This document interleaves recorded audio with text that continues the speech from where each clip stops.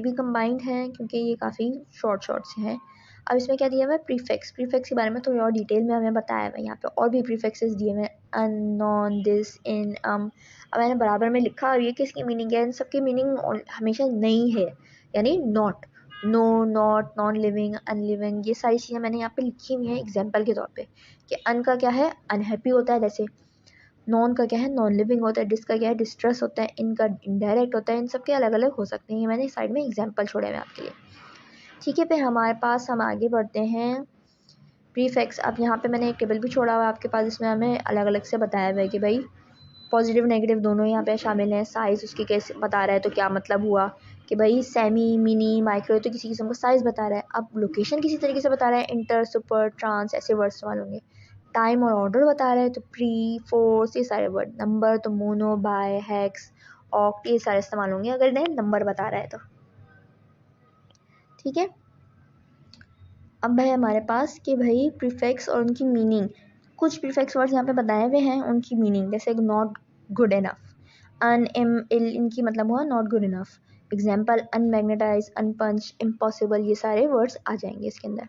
इसी तरह आप आगे देख सकते हैं बैड का रॉन्ग, फिर मिस प्रोनाउंस हुआ, फिर डिस का अपोजिट फीलिंग तो डिसएग्री, डिस्कनेक्ट, ये सारी चीज़ें आ गई। एंटी का अगेंस्ट, एंटी सोशल, ये सारे आपको अब तक समझ में आ रहे होंगे कैसे कैसे एग्जाम्पल दिए हुए हैं। यहाँ पे मैंने पॉजिटिव के भी दिए, री यानी डू अगेन, यानी दोबारा करो, रीऑर्गेनाइज, दोबारा वो काम आपने करना है। ठीक है, फिर हम और आगे बढ़ जाते हैं। चलें, अब हमारे पास लोकेशन के भी है, मैंने इसको और यहाँ पे डिटेल में बता दिया है कि भाई लोकेशन के एग्जाम्पल आपने देख लो।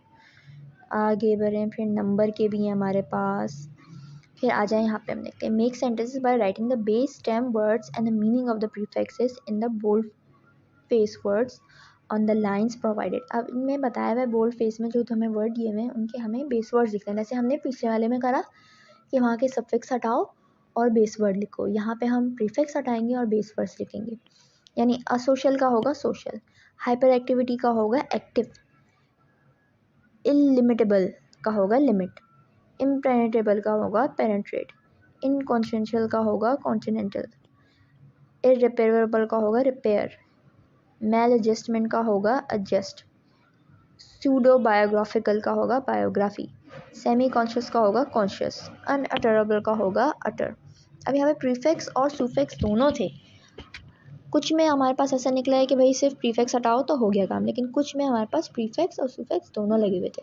काफ़ी वर्ड्स ऐसे होते हैं जो दोनों के साथ ही सही मीनिंग हमें बताते हैं। अब अगली एक्सरसाइज हमारे पास क्या दिया हुआ है, select word meaning in each of the following groups. ठीक है, तो हम वर्ड मीनिंग उसमें पता लगा रहे हैं। ये बेसिकली एमसीक्यूज़ के लिए भी बहुत अच्छी चीज़ है। एमसीक्यूज़ में हमारे पास अक्सर आ जाता है भाई ये वर्ड दिया हुआ है, इसकी आप मीनिंग बताओ, इनमें से क्या आंसर होगा इसका मीनिंग का। स्पेलिंग्स भी आ जाती हैं हमारे पास कि स्पेलिंग्स क्या है, मीनिंग क्या है, ये सारी चीज़ें हमें पूछ ली जाती हैं हमसे। तो हमारे पास एडमोनिश का मतलब होता है वार्न करना। इफेस का मतलब होता है वाइप आउट। प्रीनेल का मतलब होता है ड्यूरिंग। सब्जिगेट का मतलब है डिफीट। डिसल्यूट का मतलब होता है अनसक्सेसफुल। जियर का मतलब होता है रिडिक्यूल करना, यानी किसी का मजाक उड़ाना। एडहिरेंट का मतलब सपोर्ट कर रहे हैं किसी को। सेम्बलांस का मतलब होता है अपीयरेंस। इरेट का मतलब होता है एंग्री। अल्टरेशन का मतलब होता है आर्ग्यूमेंट। इंटरप्रीट का मतलब होता है फियरलेस। रिवेल का मतलब होता है अब्यूज। ट्रेड का मतलब होता है ओरिजिनल। रेक्टिफाई का करेक्ट। डॉन्टेड का होता है इंटिमिडेट। प्रेटल का होता है टॉक। ब्रेजन का होता है शेमलेस। एक्सोडियस का होता है डिपार्चर। इम्प्रोवाइज का होता है पुअर। लूसेट का होता है क्लियर। अच्छा, अब ये वर्ड मीनिंग इस तरह तो पूछ लिए हैं, लेकिन ये उल्टे भी पूछ सकते हैं।